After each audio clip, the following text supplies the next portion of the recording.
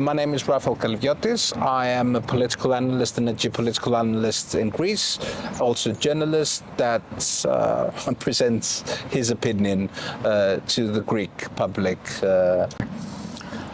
Well, speaking in a geopolitical context, I mean, this is very interesting, isn't it, where we've got, this is a unique situation, certainly within our lifetimes, if not far longer, where we have a major democratic polity, in this case the European Union, giving huge sums of money to prop up what the Greek MP, Mr. Vretos, has just described as being a fascist regime, Pakistan.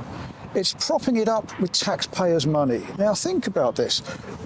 A democracy propping up a fascist regime with the money from the democratic polity's taxpayers.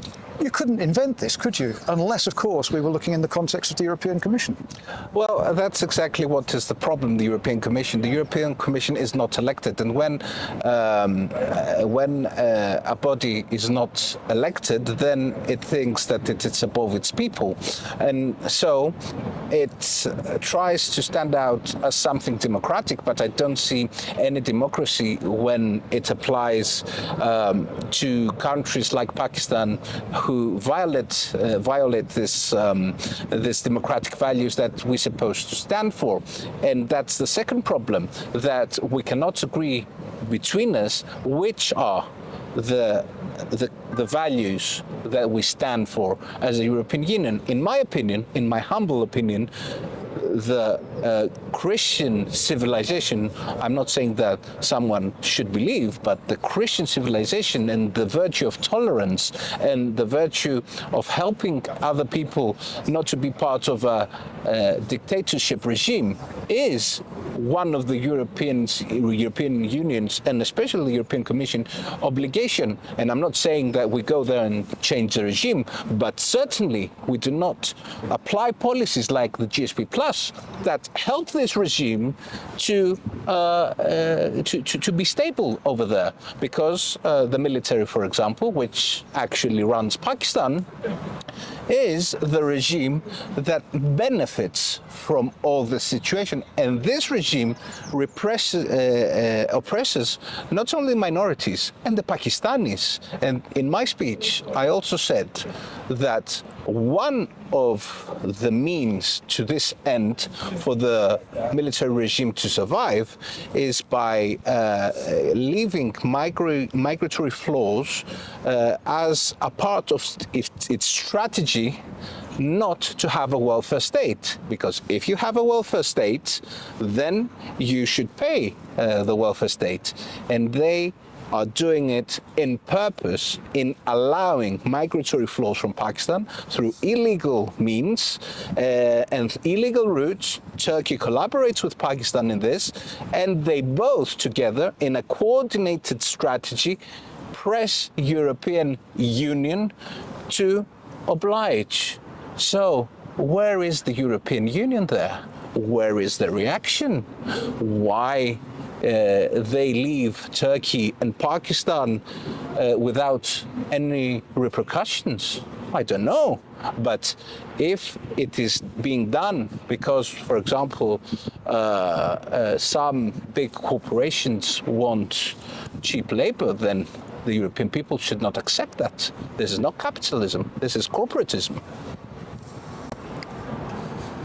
I kind of feel like, I'm very cynical here, but I when I'm thinking about some of the issues that you discuss and the role of the people, we would hope there would be a role for the people. Maybe because we're in a kind of consumerist world we live in now, I sometimes feel that the public wants what the public gets. They seem to just accept it because it's the government that said it. They don't seem to understand that we can change. We talk about the mentality in Pakistan and the behaviour, and we've been hearing today in our conference of some of the appalling human rights abuses, and we actually asked one or two participants to maybe not go into too much detail because some of it's quite horrible. Yes. And it reminded me, when I started looking at the situation in Pakistan, it reminded me of medieval England, where we used to burn witches at the stake. We kind of moved on from that over many centuries. What is it that's holding Pakistan back? There are Muslim countries that have perfectly good human rights situations. What's happening the in UAE, Pakistan? for example? Yes, but it is, in my opinion, a problem of total, because a lot of Islamist democracies have these issues, but Pakistan stands out, of course. So there must be a reform in Islam.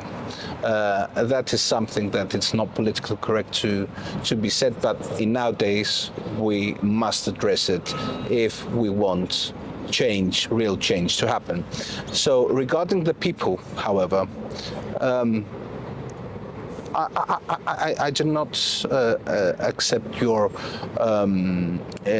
argument, because, for example, it may not be in the European Union, but in Britain, we have English, British people that are talking about Pakistani groom gangs in Britain that have brought together their culture and are not assimilating in Britain. And what is the response from the British government? Because let's say that the European Union is a big bureaucracy with a commission. But in Britain, they speak out and they are persecuted from their own police because they have addressed an issue over X. So what's going on here? I think that's what's going on, is that this migratory flows, this repression of Christian ethics, this Christianophobia, if you'd like, is a part of what our elites are unable to deal with. So it's first a problem of Western elites, and then it is a problem in Pakistan. Because if the Western elites agreed they could use means like the tariffs, like for example, not allowing migratory flows, and would make Pakistan's situation, oppressive situation, difficult to continue. So it is an elite problem. It's not a people's problem.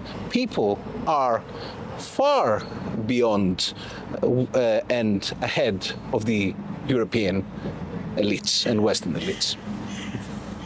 I want to thank you for your time. Thank you for joining us. Thank you very much for the invitation. It's been a great pleasure. It was a great experience.